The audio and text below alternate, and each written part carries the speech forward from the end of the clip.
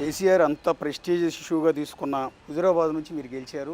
రీసెంట్గా జరిగిన అసెంబ్లీ ఎన్నికల్లో ఓడిపోయారు. Action drama. లోకల్ ఫీలింగ్ తీసుకొస్తూ ఉన్నారు. లోకల్ నాన్ లోకల్ ఇవన్నీ పని చేయవు. రాజేంద్ర అనేది నిలబెట్టుకోవాలి.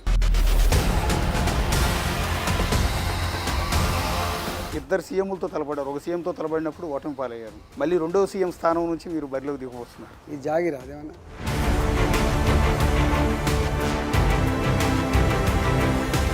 ఒకప్పుడు కేసీఆర్ తర్వాత ఎవరు అంటే ఈటెల రాజేందర్. మరి బీజేపీలో ఏ పొజిషన్ అని అడిగితే మంచి పొజిషన్ ఉంది. ఎన్నికలు దగ్గర పడే కొద్దీ బీజేపీ వీకెన్ అయితే వచ్చి చివరికి 8 సీట్లకు పరిమితమైంది. కవితను అరెస్ట్ చేయలేదనేటువంటి సంఘటన వచ్చినప్పుడు ఇద్దరు ఒకటని చెప్పి నమ్మకం. బండి సంజయ్ ఉన్నప్పుడు చాలా అగ్రెసివ్గా పార్టీ ముందుకెళ్ళింది. బండి సంజయ్ని అకస్మాత్తుగా తప్పించేయటాన్ని ఎట్లా చూస్తారు? ఇలాంటి మీడియా ప్రచారం చేసింది కాబట్టి అది ఎస్టాబ్లిష్ అయింది.